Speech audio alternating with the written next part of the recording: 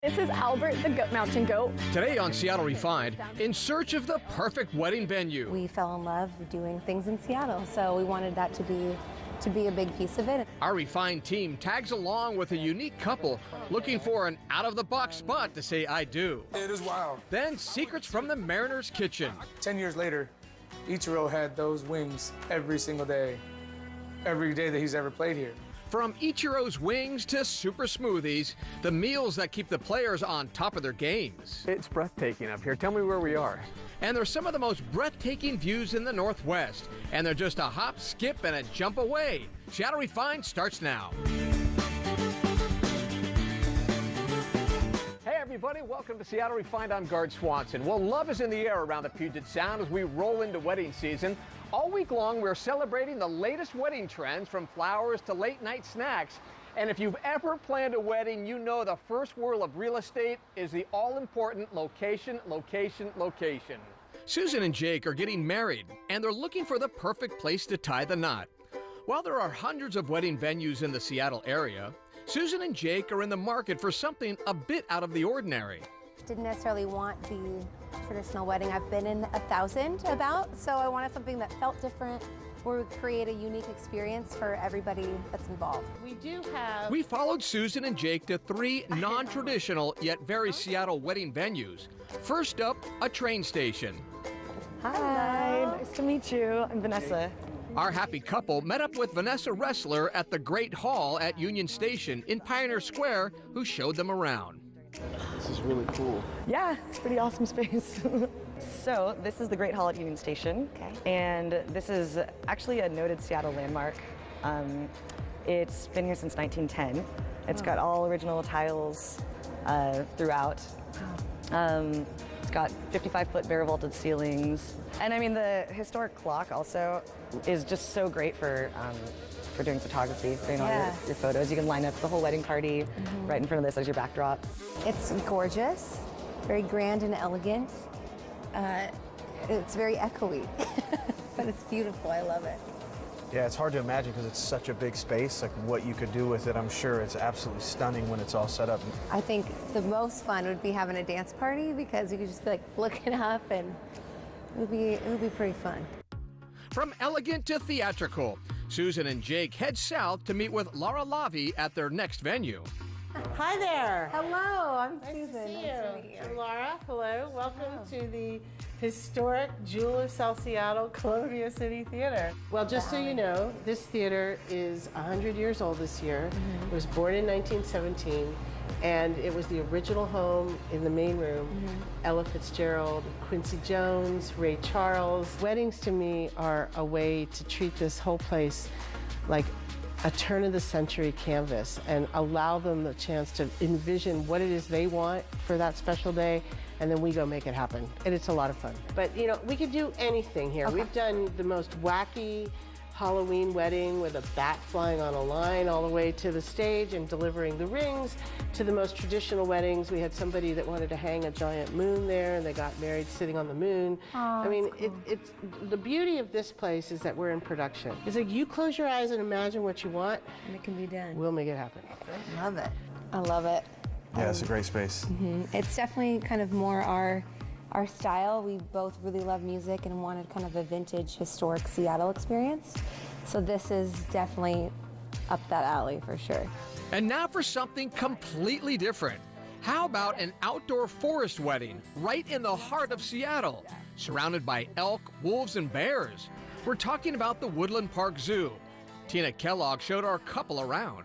And one of the most amazing things is that you'll hear at least one howl during your reception, because they smell the food from Lancer Catering, No and they just way. get excited. It literally is just a backdrop, like you're getting married somewhere, In the woods. you know, in the But you're woods. in Seattle. With 10 different venues within the zoo, from the Rose Garden to Jaguar Cove, your after-hours wedding can be integrated right into the exhibits. Cake table over there, and then we put rounds all around the exhibit. So you get to kind of eat and dine and get a very good close-up of the bear sleeping on the rock. I thought feel like I would get really distracted and just like want to watch the animals the whole time. That's what happens. So the Northern Trail is, again, one of my favorites because if you have out-of-town guests, they kind of get to experience that little outdoor Northwest that you really don't feel all the time living in Seattle. I think it's kind of cool that there's multiple different venues. So like the spot we looked at is good for about 60 people, and having other options to scale up, it's kind of cool. Fit everybody if you needed to. Yeah, and we're looking at a winter wedding, so to do pictures and things around the wild lights, I think could be really unique and really cool. Tomorrow on Refined, so what will the cool bride and groom be eating at this year's wedding? We break down the latest trends in cakes. That's tomorrow at 3. One wedding venue that never seems to go out of style is Las Vegas. And if you're planning a quickie Vegas ceremony, you'll also want to say I do to our Refined Vegas Grub Guide. Refined foodie Naomi Tomke just got back from Sin City and filed a report on the 10 best places to eat in Vegas for any occasion. From avant-garde Spanish cuisine to a secret pizza spot, Naomi has truly found something for the gambler in all of us.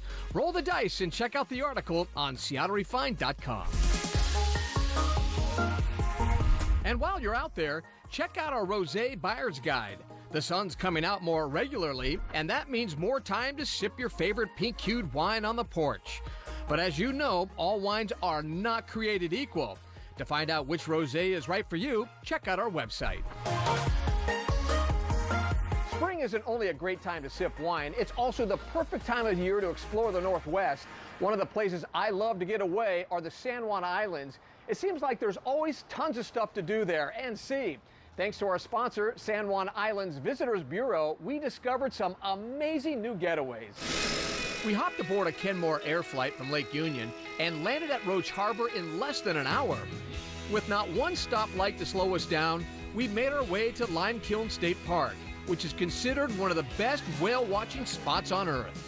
Tell me about the park a little bit, about the history here. The namesake, Lime Kiln Point State Park, is for a reason because there's actually a lime kiln operation here for close to 90 years. Where are we here?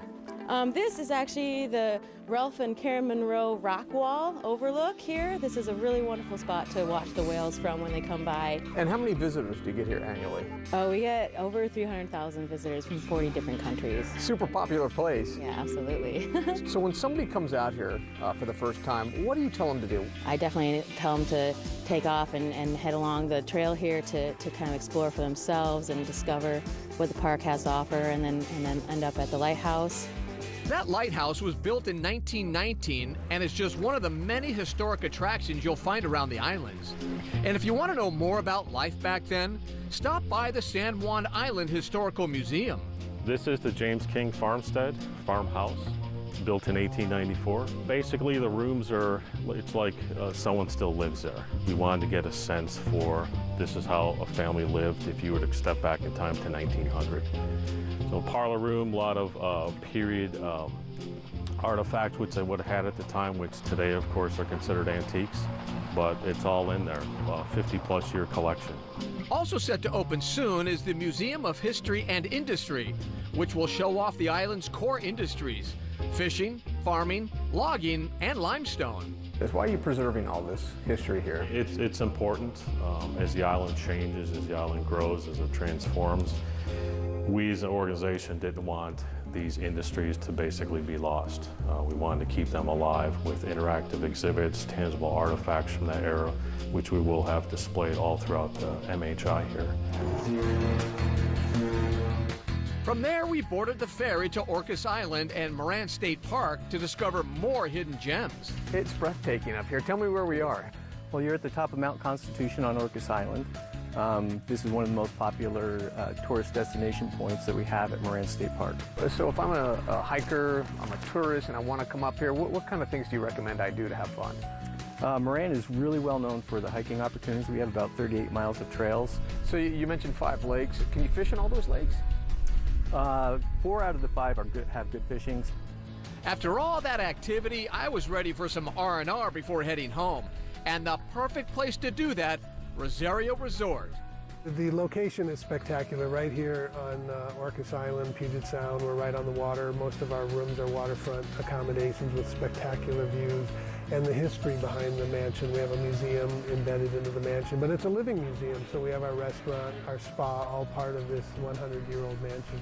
It's just very special. When you're here, you feel the stress of life being removed. I couldn't agree more. When I got up, I felt like a new man, ready to jump back on the Kenmore Air flight to head home and share this all with you. To learn more about our refined San Juan adventure, check out our website. Seattle Refined is just getting started. Beautiful music from an unexpected place. And my first thought was a guy in Bremerton. Well, I show up and I play actually this guitar behind me, and I was just blown away. Meet the local craftsman turning heads and opening ears with his amazing guitars. But first, the Mariner chef tells all. And I was practicing, and he comes in and he goes, do you have cheeseburger? I was like, no, I didn't have a cheeseburger. The happy accident that led to the creation of Ichiro's favorite meal. Next. On mail. Welcome back to Seattle Refined. I'm Guard Swanson. Well, a lot of us have been to Safeco Field, right, for a Mariners game, and we sort of know what to expect when it comes to what's to eat. We know about the hot dogs, the beer, the pizza, but what do Mariner players eat to fuel up before the big game? Washington Grown's Val Thomas Matson has the answer. My first stop is to sit down with the Mariners nutritionist, Monica Van Winkle, and I'm in luck because she's brought some special Mariners treats with her. Oftentimes I'm telling the players I want them to get something in first thing in the morning. So a lot of them don't feel like eating, they don't have an appetite in the morning. So if we can get something liquid in, something quick, but it's packed with nutrients, then that's a great way for them to start the day. Monica says one of the best ways she has found to do this is with a smoothie. She likes to blend spinach to help with the player's reaction time and eyesight, bananas for carbohydrates, Greek yogurt for some healthy fat, blueberries for antioxidants, and tart cherry juice to help decrease inflammation. Okay. So cheers. Oh, now that's delicious. No, I don't have to say I like it. This is really delicious. So it sounds like some of the things that you're doing for the Mariners to keep them on their winning streak, hopefully, are things that we too can do for ourselves. Oh yes, of course. Great. And I think that anyone who exercises is an athlete. There's recreational athletes Well, and there then you there's go. professional athletes. Monica also explained it's important for athletes to eat a small meal before a game or workout. So I'm meeting with the Mariner chef, Jeremy Bryant, who's showing me how he prepares some of their favorite pre-game dishes. So we'll make salmon with an avocado salsa, and we'll do some type of sandwich of the day. Players, they get sushi, they get salad bar. I mean, there's a ton of food that they get to pick from. Wow. When Ichiro was here, he had these chicken wings that I made for him, and they were a total accident because when he first came, I was asked to brush up on your Japanese cuisine. And so I went and I studied a few things and I was practicing. And he comes in and he goes, do you have cheeseburger? I was like, no, I didn't have a cheeseburger. And I had just marinated a similar recipe to what we're doing with the chicken. I had a bottle of teriyaki sauce, so I dumped that in there. And then he had those wings and he did really good. And he's like, could I have those again tomorrow? And then the next day, then 10 years later, Ichiro had those wings every single day, every day that he's ever played here. Really? Yeah, and That is wild. it is wild. I got bored of making them, so.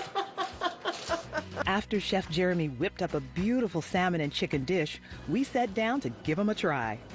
Oh. Can you bottle this? You know, I never thought about that. You use a lot of Washington-grown products Yes. in your cooking. Why is that so important? It's just nice to that our local team is supporting, Washington-grown everything around here. So, Right. Yeah, and then, it's not getting shipped, across country or anything. I've learned so much about the thought and preparation that goes into all the Mariners' meals, and I couldn't resist asking about some of the players' favorite dishes. No, you get guys, Seth Smith, he has this chicken with a mango and an avocado on the side. Every day? Just sliced up, every day. Adam Lind, 35 minutes before each game, he has a chicken breast. How special for you? I mean, it sounds like you have really gotten to know the guys one-on-one. What is that like? It's, every single day, I appreciate it, and I really, really enjoy being here. And just the fact that I get to see Edgar Martinez every single day. You know, I mean, how cool is that? I mean, Way cool. I have the coolest job around. You can catch more stories from our partners at Washington Grown every Wednesday here on Refined. Next on Refined, we visit a shop making some of the world's best sounding guitars. Imagine that breath. Plus, the yoga routine you gotta see to believe.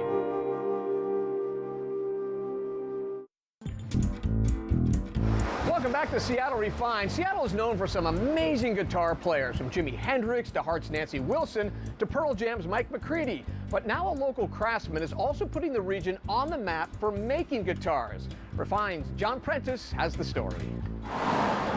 Behind this unassuming Bremerton storefront, an artist is at work, perfecting his craft. I started when I was 16 with building my first guitar. But it kind of all started when I started playing guitar when I was 14. Years later, I was really interested in woodworking, and all these things kind of melded together. You know, I watched the New Yankee Workshop. Hi, I'm Norm Abram. Welcome to the New Yankee Workshop. A little bit of glue, and I'm just sanding it all smooth. So Norm on New Yankee Workshop always had these big machines. You feed the piece of wood in there right into a planer, and Right. you're working with this. Right. What is this? Oh, it's just a tiny little hand plane. I thought they looked like ducks, so I drew a little eye on there, and now they're my duck planes. They're exactly what I needed for this job, so you know, I can carve this scallop. John Thayer says making custom guitars is all about the details. Woods, how I'm gonna carve it, inlay, finish, and then plus the sound. It kind of has its own signature sound. It's a process. Very slowly I started changing it. I learned how to voice the guitar and get it to respond the way I wanted. Move a brace here, carve this one a little bit differently. Over time, all those little changes add up and you end up getting a very unique sound and a unique guitar. John says his custom guitars take hundreds of hours to make, and as a result, they aren't cheap. But to those willing to pay, like veteran musician Butch Bowles, It's worth every penny and then some. Butch says he's been playing professionally for more than 35 years, trained by studio musicians in California and doing a 13-year stint in the Air Force Band. Well, in my case, after playing professionally for so long, it was just kind of time to say, yeah, I've never had a guitar built for me. So I think it'd be fun to do that. And my son told me about John Thayer in Bremerton, and my first thought was a guy in Bremerton. Well, I show up and I play actually this guitar behind me, and I was just blown away. I struggled to call myself an artist, but over the years, I've put more artistic aesthetic into the guitar, and it's become more of an art. John Prentice, Seattle Refined. To learn more about that story, log on to seattlerefined.com. We'll be right back.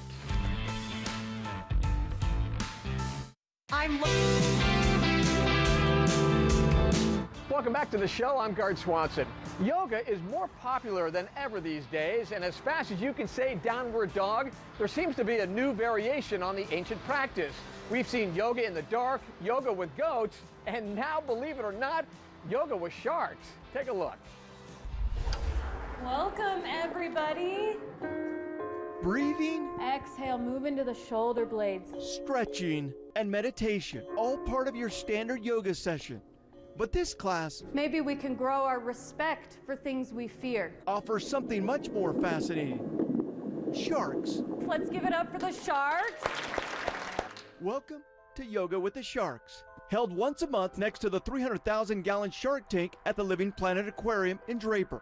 And if these massive sea creatures don't interest you, You're connected to this. how about hanging out in the rainforest while doing yoga? As you let yourself move intuitively.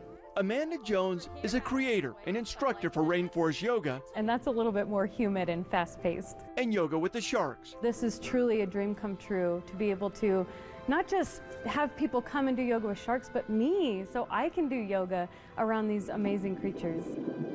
Yoga is all about the mood, and the sharks definitely make a difference. The tranquility of the water and these beautiful sea animals. It gives you something to focus on. It's really, really peaceful. And according to the aquarium, studies show the sights and sounds of nature actually heal the soul. It does an amazing job of just helping you relax and feel more at peace with yourself and, in a way, connected with the environment. Imagine that breath. All right, that'll do it for today's show. We'll see you next time right here on Seattle Refined.